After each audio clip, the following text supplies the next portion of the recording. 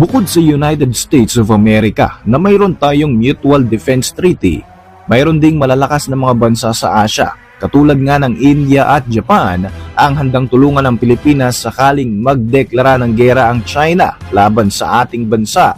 Galit na galit nga ang China at sinabihan pa ang mga bansang Japan at iba pa na huwag nang makialam sa tensyon ng Maynila at ng Beijing. Samantala, binigyang diin naman ng India ang kanilang matibay na suporta sa Pilipinas, lalo na sa mga nakalipas na agresibo at brutal na aksyon na ginawa ng China na mas lalo pang nagpataas sa tensyon sa agawan ng teritoryo sa West Philippine Sea. I take this opportunity to firmly reiterate India's support to the Philippines for upholding its national sovereignty. Ako po si Roy Z and welcome sa Kien Thoughts. Kung hilig mo ang mga ganitong videos, mag-like at mag-subscribe para lagi kang updated sa mga susunod na upload. Sa kanlurang bahagi ng Pilipinas, patuloy ang ginagawang panghaharas ng China sa mga kasundaluhan ng ating bansa dahil sa pag-angkin nito sa ating teritoryo sa West Philippine Sea. Nilagyan na rin ng China na mga military presence ang ilang bahagi ng karagatang nasa sakupan ng Pilipinas. Kahit pa ilegal ang ginagawang ito ng China, sila pa ang may lakas ng loob na gumawa ng mga brutal na hakbang laban sa mga Pilipino. Kasunod nga ng mga agresibo at brutal na aksyon ng China kontra sa Pilipinas, nakakuha naman tayo ng kakampi sa dalawang malalakas na mga bansa dito sa Asia. Unahin natin ang India.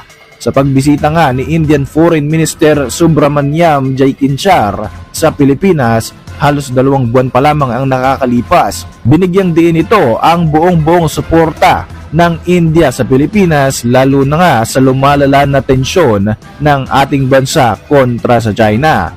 Sa kanyang pagbisita sa ating bansa, nakipag-meeting ito sa kanyang Filipino counterpart na si Foreign Affairs Secretary Enrique Manalo, at nakafocus ang kanilang usapan sa defense and maritime cooperation, lalo na pagdating sa West Philippine Sea.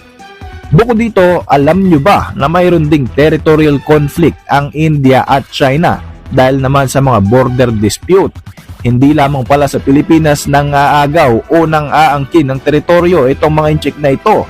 Halos lahat ng kapitbahay nitong mga bansa ay inaagawan ito ng teritoryo, kagaya na lang ng pag-angkin nila sa buong kapuluan ng bansang Taiwan, agawan sa teritoryo sa ilang bahagi ng bansang Bhutan, India, Japan, Vietnam, South Korea, Malaysia, Indonesia, and so on. Sa bahagi ng India, mayroong territorial dispute ang China sa Aksai Chin.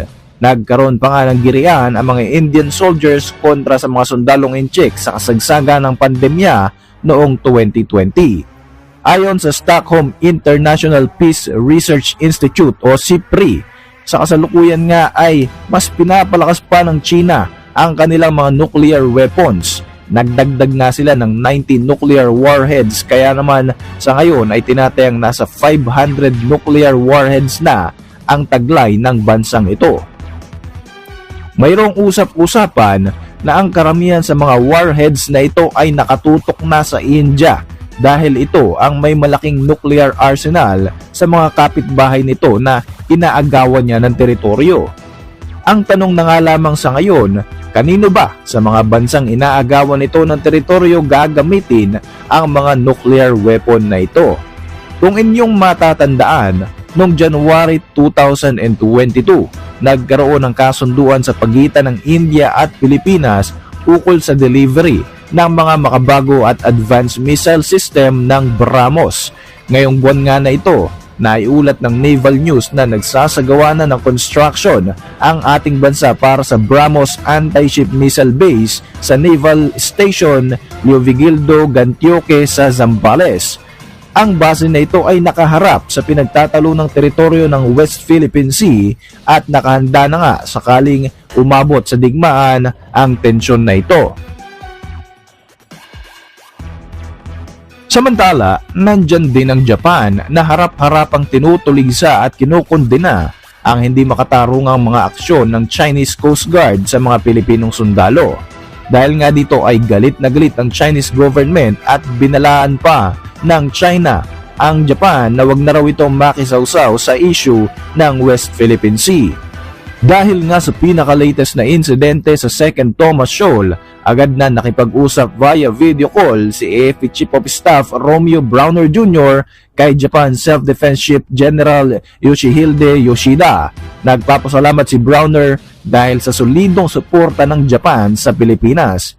Ang Japanese government din ang isa sa mga kauna-unahang komondena sa naging marahas at brutal na aksyon ng CCG nitong nakaraang linggo.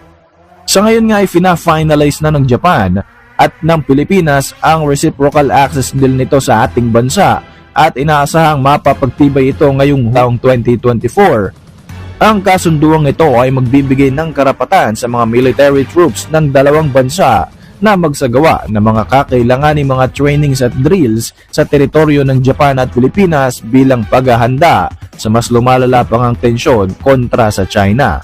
Kamakailan lamang ay dumating naman sa Pilipinas ang mga bagong Mobile Air Surveillance Radar System galing sa Japan na malaki ang may tutulong upang maagarang ma-detect ng ating hukbo ang mga paparating na panganib. Dumating na nga ang TPS P14ME, isang mobile type long-range surveillance radar sa Camp Aguinaldo sa Quezon City at pinasinayaan ito ni Defense Secretary Gibo Chudoro at ng Japanese State Minister na si Uniki Makoto. Ang surveillance radar system na ito ay ginawa ng Mitsubishi Electric Corporation at may kakayahan itong makapag-detect ng air and surface target gaya ng mga aircraft, drones, maritime vessels at iba pang threat ayon sa Philippine Air Force. Dahil nga mobile system ito, maaari itong ipwesto ng ating pwersa sa kahit saang area malapit sa West Philippine Sea. Bukod dito, mayroon pang dalawang radar system ang paparating sa ating bansa para mas palakasin pa ang ating defense and security sa hinaharap. Nagkagulo ang Japanese military noong ika-26 ng Agosto taong kasalukuyan dahil sa ginawang panghihimasok ng isang Chinese military aircraft sa airspace ng Japan. Ayon sa Tokyo, isang malaking paglabag ang ginawang ito ng China sa pagpasok nito ng walang pahintulot sa Japanese airspace. Sinabi ng Japanese Defense Ministry na agad silang nag-deploy ng mga fighter jets sa himpapawid ng Danjo Island sa Nagasaki Prefecture upang agad na palayasin ang Chinese aircraft sa kanilang teritoryo. Ayon sa report, bandang 11:29 AM local time nang ma-detect sa loob ng Japanese airspace ang Y-9 Intelligence Gathering Aircraft o sa madaling sabi ay spy aircraft ng Chinese military at nanatili nga ito sa kanilang teritoryo sa loob ng 2 minuto. Ayon sa Japanese local media na NHK, itong kauna-unahang beses na lumusob ang isang Chinese military aircraft sa loob mismo ng Japan airspace. Dahil sa insidenteng ito, ipinatawag ng Japanese Foreign Ministry ang acting ambassador ng China upang ipahayag ang kanilang galit at pagpuprotesta sa aksyon na ito ng China. Matagal nang may tensyon sa pagitan ng Beijing at Tokyo dahil sa agawan ng teritoryo ng Senkaku Island na inaagaw ng China mula sa Japan. Matagal nang pinagbibintangan ng Tokyo ang Beijing na mayroon itong mga Chinese Coast Guard vessel, naval ships at maging mga nuclear-powered na mga submarine na malapit sa isla na ito. Mayroon ding mga eksena ang mga Chino na mas lalo pang nagpapataas nga sa tensyon sa pagitan ng magkapitbahay na bansa. Dahil nga sa mga ganitong aksyon ng China, nagdesisyon ng Japan na mas palalimin ang kanilang diplomatic relations sa Amerika upang itigil na ng China ang kanilang paghari-harian sa Indo-Pacific region. Sa mga nakalipas na dekada ay naging tuloy-tuloy rin ang pagpapalakas ng Japan sa kanilang military capabilities para masigurong malalabanan nila ang sinumang maghahasik ng kaguluhan sa rehiyon. Dagdag pa rito ang pagpapalakas ng military ties sa mga bansang South Korea at Pilipinas, mga bansang palagiang nakakaranas rin ng panghaharas at inaagawan din ng teritoryo ng bansang China.